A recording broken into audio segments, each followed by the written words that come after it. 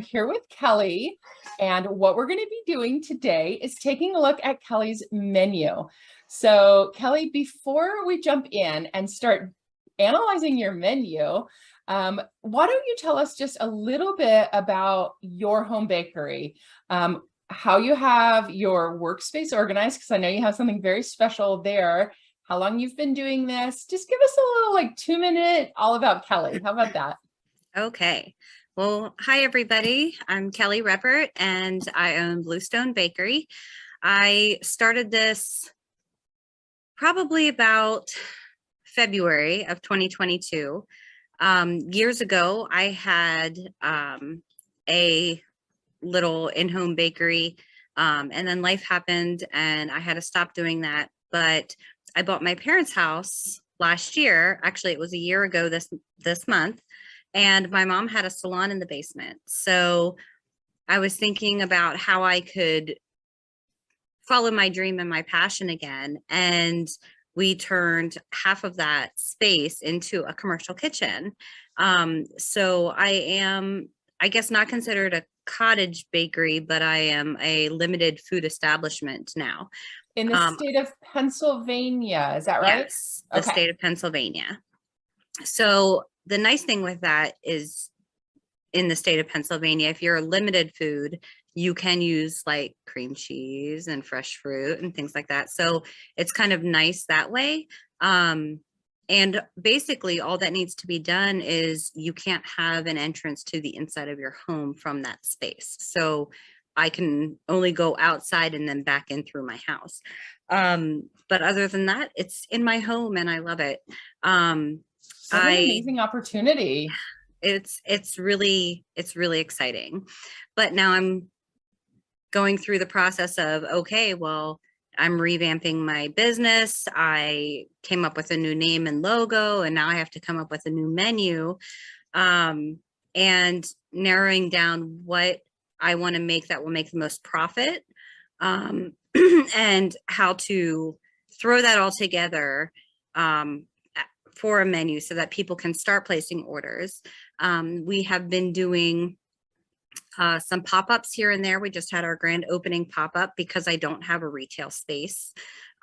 People come to my home to either pick up their orders in a cooler that I have outside, or I meet them somewhere, or they come to the event. A lot of times I try to get them to come out to the event to pick up their order.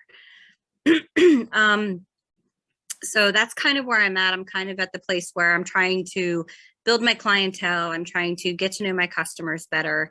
I do have some that I've carried from the very beginning, way back when, that are like, yes, you're doing this again. So they've been ordering pretty consistently for me. So I always have a few orders a month, but I want to build that. I'd like to eventually quit my full-time job so that I can do this full-time and make enough income to pay my mortgage. Yes. So and I think that is a goal that a lot of people have. It's sort of like a goal without a deadline. It's sort of because a lot of bakers are like, I know that I want to do this. I just don't know how long it's going to take to get there. Yeah. So you're in good company in this group. And today what we're going to do is what we call content review over in the Bake Better Academy. What content review is when you are working with me inside that group, you get to turn in the work that you have been working on. So it could be a menu, it could be a website, it could be an order form. It's just really nice to do your best and then show it to someone and then get some feedback, because otherwise you're just guessing at what you think you're supposed to do, right? And so I thought, what better way to take a look at your menu than to do it as a Hot Topics Live? So that's what we're going to do. And when we look at menus, I'm going to be looking for 3 things. First, we're going to be talking about the actual layout and design. How user-friendly is it? And we'll talk a little bit about that. I'll give you some feedback. And then we're going to be looking for all of the essential information to make sure it's just complete and you didn't forget anything there. And then I'll do just a little bit of coaching on some productivity issues based on what you have on your menu and Well, you'll see as we go. It'll kind of give you some things to think about as you grow your business. Sound good? Awesome. All right, so I'm going to share my screen here, and we're going to take a look at your menu, which, by the way, congratulations on having gotten this far. So I just want to start out by saying, so I don't want you to feel like by the end of this content review that you didn't do anything right, or there's a lot of corrections, because the goal of this is to inspire you and give you some things to think about. So, you know, take it all with a grain of salt. If I say something that doesn't really jive with you, that's okay. You don't have to do it, but it's just another set of eyes. Yep. That's all I'm looking for. So Bluestone Bakery is the name of your bakery, and we can see that right at the top. And then you've got this broken down into segments. And by the way, I actually haven't looked at this beforehand. I briefly saw it, but I'm doing this as a first impression type of thing. So the first thing I want to see is, how easy is it for me to figure out what you sell? And I can see right away the categories that you sell. You've got cakes, cupcakes and cake pops. You've got breads, brownies, and cookies. And then you've got other treats. And I really love the graphic lines that are breaking things up, because it really makes it easy for your eye to kind of go from category to category and navigate around there. So love the design. I also love the little headers up here that's telling you what's in each one. It's really important to not overwhelm your people, your customers, with all of your choices. And you have a lot on here, but you've done a really good job of breaking it up into little bite-sized pieces. So A+ for that. Now is the next thing we want to look at is how easy is it for people to get the information they need? And I feel like if I said that I know that I wanted to order, like I've seen you talk about your bro nuts on social media, right? So if I saw that and I clicked on your menu, I feel like I could jump right to that. And so we'll just take that one and sort of read that one. So it says brownies are made in a 4.5 by 5.5 pan and are great for sharing. Ask what the flavor of the month is. And then bronuts are donut-shaped brownies dipped in a donut glaze and topped with decorations. So I love that you're breaking those two up, and then you're going into your flavors there. So I feel like that's really easy to understand. Now I'm going to circle back to that when we talk about your production issues, but just in terms of the readability, your categories make sense, your prices are clear, and, it really feels easy on the eye to kind of jump around and see what all you sell. So I like that right off the bat.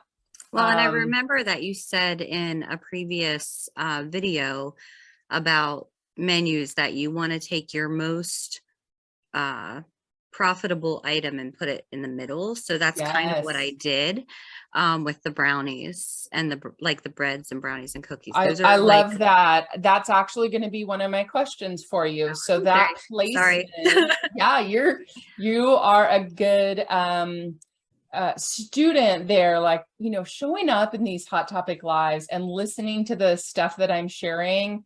This is how you get better. And that's awesome that you grab that little tidbit out of there. So let's check for the important information. The thing that I always like to see is, do you tell people where you're located? It's so easy to get confused between home bakers when you're on social media. If somebody has a logo that looks like yours, or they have a name that's similar to yours, you can easily be clicking on a bakery that's 2 states away, and you want to be super clear. So you say your city right here, and that's super important. So that's a good tip for anybody watching. Don't assume that your customer knows where you're located. So make sure you have that. The next thing I like to see is how to order and how to pay. So you say everything is freshly made to order. Please allow 72 hours for your order to be created. So I would tweak that part a little bit. I have I don't know if you can see it. I have up here at the top. I changed that. I moved it up here. Okay. And then I added a how to order because I realized that I didn't have how to order on there. Okay. So since I can't read that, would you read to me what that says on your how to Yes. order? So to the left of my logo, I have everything is lovingly made to order. Please allow 72 hours for your order to be created. And then to the right, I have how to order. Call or text the number below or message through the Bluestone Bakery Facebook page. Okay, perfect. That's what you want, is what is the next step that your customer is going to take? So the next step is call or message or go over to Facebook. So that covers it, because we don't want to leave them hanging. Like, don't make them do the work to try to find where your ordering link is. Put that everywhere. However you take your orders, whether you take them by text or comment below if this is a social media post, but in this case, it's a menu. So remember what their step after looking at the menu should be, is to place that order. So that's the one you want to be really clear with. And then I also love to see the types of payment that you accept on your menu. So if you have a preference, like I accept Venmo, I accept credit cards. You can also put your payment terms on your menu. So that's really important, because if you are requiring payment in full, which is my preference, but some people are sensitive to their clientele, right? So if you have a clientele that's been with you forever and they are just set in stone on doing it one way, then, you know, you're going to have to transition them to pay in full, but you don't want to lose customers in the process. So be super clear about how you take your payments. I require payment in full at the time of placing your order. So get your policy on there. So policy. Okay, and then I like to also follow up with, how do they get their stuff? Do you deliver or do they pick up? So you can put just a really simple, I didn't see that, correct me if I'm missing it. No, I didn't have that on there. Okay, so it could be all orders are for pickup at my home at blah, blah, blah address, or at the time of payment. Pickup terms can be arranged. Like, think about your policy here. Okay. Yeah, I do offer pickup in, it's $10 for like a 5-mile radius. So I have. Okay, so that would be a good thing to put on your menu. Yeah. Delivery options available, or pickup at my address in. If you don't want to put your address on your menu, you could put your zip code, or you could put a point of, like a common, you know, if you live in a city that has like a very recognizable location, you could put that on there as well, like the name of your city and then a cross street or something like that. Okay. So people have an idea of the area that they're driving to pick up, and they might say, that's a little far. I think I'd like to ask about delivery. Okay. Okay. So, so there's already a couple of really usable little pieces of information that are going to prompt your customers to take the next step. And then the other things that I like to see on a menu are what I call like selling features. And selling features can be photos or customer comments. And so you do have some photos on here, and those really help to bring your menu to life. So if you were to like just visually look at the left-hand column of your menu where you have cakes, breads, and chocolate covered pretzels, if the whole menu looked like that, it would feel a little dry. Right. But adding a couple of photos in brings it to life. You don't have to have a photo for every category or for every menu item, but just putting a few in there really like adds another dimension to your menu. So that's a great one. And if you don't have those yet, then a customer testimonial, anything that you get in a text message that might say, those cake pops were amazing, Kelly. We did not have any left over. That would be a great comment to put like in quotes right under that. And for some menu layouts, if you have some space to fill, like a lot of people do, they have a blank space, then a little like a call out box or a text box where you are actually highlighting your ideally most profitable item. Yeah. Okay. So now I want to kind of get into what I call just sort of your overall coaching on your production methods. So as I'm looking at your menu, one thing that comes to mind is that you say, please allow 72 hours for your order to be created. So what that tells me is that you're willing to bake every day of the week. Is that correct? For the most part, yes. Okay. So right now I can do like about 4 to 6 days a week. Okay. So you could rephrase that by saying, please order by Wednesday for Saturday deliveries, or by, arrangement. But what this tells me is that if I call you up and say, I want those bro nuts, that in 72 hours I could have them. And while that may be true and that may work for you really well now, remember to protect your work-life balance by saying, I actually don't want to bake on Sundays. I just want to have that day with my family. So you might eventually down the road think about, instead of saying 72 hours, being more specific about the days that you do produce orders. Okay. So it could be something like orders are available for pickups Thursday through Sunday. And then you're saying, I need Monday, Tuesday, Wednesday to do the admin stuff and to just have some me time. Okay. And then you haven't like made yourself quite so vulnerable to any time of day or any day of the week I have to be on, because that can lead to some burnout eventually when you get busy. So it's best to build your system around a model that's scalable. Okay. All right. So the next thing I want to look at is the number of items on your menu. And I think this is going to really be of interest to a lot of people, because there are a lot of different categories on here.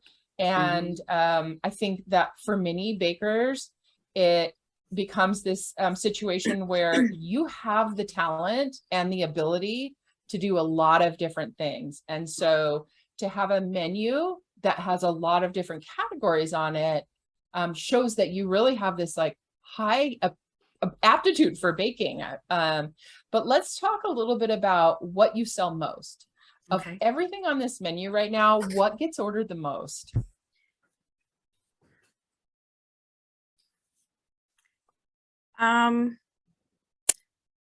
What gets ordered the most, or what do I sell the most of? Because that's two different things for me.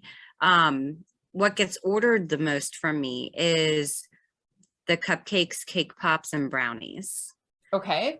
What I sell the most of at the events that I do are cookies, my breads, edible cookie dough, my Rice Krispie treats, like those, my Muddy Buddies go like crazy. Those all I sell out of almost every single time. Okay, so you have the people that pre-order are pre-ordering cupcakes, cake pops, and brownies. Yes. The people at the pop-ups or the vendor events where you're in person are picking up Muddy Buddies. Yeah, the treats. Cookies and cookie dough. Yeah. Okay. What about your custom cakes? How big of a seller are your custom cakes? I only just started doing cakes. I kind of had to jump out of my comfort zone with those. But I had people requesting them and they're like, we don't care what they look like. We know your stuff is great and we just want you to make us a cake. So since February of this year, I have sold maybe 6 custom cakes. So I'm not doing them all the time, but 6 is about what I've done since I bought my pans and was like, okay, I'm just going to jump in and do it. Okay. So, what on your menu doesn't get a lot of traction? The mini Bundt cakes. Okay. I've And I only, see that you actually don't even have that one priced yet. no, I don't. Okay. But those are probably, those are marshmallows. Mhm. So here's the reason I start to ask all those questions, because when you get an order for something, are you having to run to the store for supplies to make that order, or do you keep the inventory for everything on this menu in your ingredients, supplies at home? The cakes, cupcakes, cake pops, I have all the ingredients pretty much for those on a regular basis. My cookies are the same way. Brownies are the same way. I would say the rest of the other treats, yes, I'm running to the Okay. store. So one thing that you could do, because it sounds like other treats are pop-up events. Pretty much. So you could create this menu, because this menu is really for people who are pre-ordering more than pop-up people. Right. So it is totally okay not to put everything on your menu, to have this sort of, you know, repertoire of things that you know how to bake that don't show up on your menu. And here's how that could benefit you if you decided to say, yes, I do them. I don't publicize them on my menu. You could drive your focus to your most profitable items, which was really my next question. Okay. When you look at what your most profitable item is, there's really a couple things that matter. Like, if you make a lot of profit on the Chex Mix, but you only sell it during the fall festival, for example, I know that's not your case, but just pretend that it was like you do this one when you go to the events they sell, but the majority of your orders are pre-orders, then it doesn't really matter if it's your most profitable if you're not selling it that much. Right. So you really want to look at what your most profitable item is in the high volume sales categories. So to me, it sounded like these top two boxes are your high volume sales. Right. So what you want to do is get really clear on how much profit you make on those. And by doing that, you're going to be able to say, I don't know that I really want to promote these other ones that I'm not making a lot of profit on. Okay. Then you can take it on a case-by-case scenario and say, oh, they love this cake jars. I know I don't make a lot off of cake jars, but I want to kind of make this one person happy. But then you don't have to promote it on your menu. You might want to run out your inventory on it. You may want to bring it in as a seasonal special, because cake jar at Valentine's Day may be amazing, but it might not have a permanent place on your menu. Okay. So get really clear on how much profit you make on these heavy hitters up here, we'll call them. So then my next question for you is on your minimum orders. So if I'm looking at your menu and I'm looking at the bread category, and that cheddar jalapeno bread looks delicious, could I call you up and order one loaf of cheddar jalapeno bread? Yeah, you could. Okay, so no minimums on the bread loaves. Anything else that's a small quantity, the brownies. So you can order a batch of $8 brownies. Your cake pops, you do have a minimum, so $38 a dozen. Cupcakes, $36 a dozen. So these two with the low minimums, there's nothing wrong with that necessarily if your batch makes exactly the amount that you want to sell, or if you use some like advanced prep techniques like freezing some items, then it makes it really easy for you to. That's normally what I end up doing. Okay, like, yeah. I'll make two and then freeze one and take that to, you know, my next event or. Right. The thing I want to see you avoid when you have all of these options in your categories is one person orders a loaf of coconut bread, and then one person orders one loaf of Louisiana peach bacon bread. And now you've got 2 trips to the store, right, in the week because, well, I don't I said pecan, sorry, Yeah. pecan bacon. I don't keep that in stock, or like that is not a scalable model to do one-offs everywhere. So it doesn't mean that you shouldn't do it now, but it's one of those things where you're trying to build a business that you can scale because you want to leave your day job and do this full time. So you want to set it up now to get to the place that you want to be. You want to make all these decisions and plans from the place you want to be. Does that make sense? Yes. So you don't want to be all over the place going, I got an order for, like, I've always had something on my menu. When somebody orders it, I'm like, ugh, I hate that one. And you're just like, oh, I think somebody in the Facebook group today said pedophores. And I was like, oh my gosh, one and done. That was all it took for me to never do pedophores again. That's why they're not on my menu. Exactly. So be really attentive to those things that don't have a streamlined production, like you can't bake off 6 of. So if this were me on those sweet breads, sweet or savory breads, I would probably bake those in batches of 6. And then, like you said, freeze them, sell one. And then kind of always have that freezer inventory. You might decide that that's a great concept, but you don't have enough freezer space. And then you want to bring those flavors in a little bit and say, okay, I'm going to take my top 4 of the sweets and my top 2 of the savory. You know your menu best though. So you're going to have to decide which ones your customers like and say, these are my easy peasy ones. When somebody orders these, I am taking it out of the freezer, defrosting it properly, packaging it so it looks nice and it's ready to go. But think about how you produce these things, and so that you're not like, I gotta run down to the store and get this, and I don't have any of those in the freezer because I ran out that last batch. Okay. Make sense? Absolutely. All right. So oh, I can zoom in on it right there. So yeah, so overall, really nice layout. I would say that that's my favorite part about your menu, is the way it's so easy to jump around and read.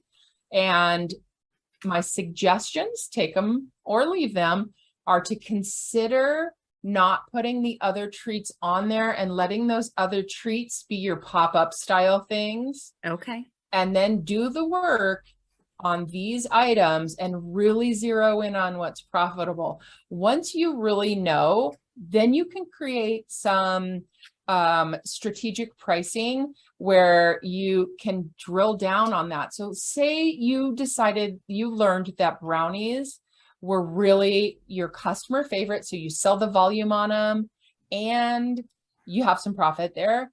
Then you could like maybe blow up that box and make it a little bigger and give some strategic pricing and say, these bronuts are $3.50 each, but they're also 2 for $6 or 4 for $10, or I'm just, like throwing out numbers, but we talked about that in the pricing challenge recently. Right. So you could really drive the sales to that one thing by making that one box bigger, adding some pricing strategies, and making that the area that you have a few more options in. Great. Okay. So do you feel good about your menu review? Do. I'm really excited, actually. I'm really excited to try to make some changes to it and then maybe show it back to you and see what you think. Absolutely. And the thing that I feel like you have in common with a lot of other bakers is that you have the ability. Like, there's no doubt you know how to bake, but the challenge becomes, how do I find my niche and really like dial it down a little bit? Because the more you stay in your lane, the more you're going to be able to scale your business. And for your goals of leaving your day job and doing this full time, you want a business that scales. There are some people that I talk to who are like, I'm not making a profit right now, and I'm totally okay with this because I love what I'm doing and it's super satisfying for me. And if that's you, that's totally okay. But what you told me when we first started was you want to grow this. So I wanted to help you make this business that you can grow. And what that might mean for you specifically is to bring it in a little bit.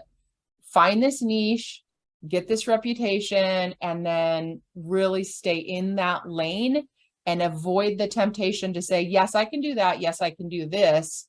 And find that kind of perfect mix of satisfying things that everyone wants. Awesome. Yes. Okay. Well, thank you for being my content guinea pig this week.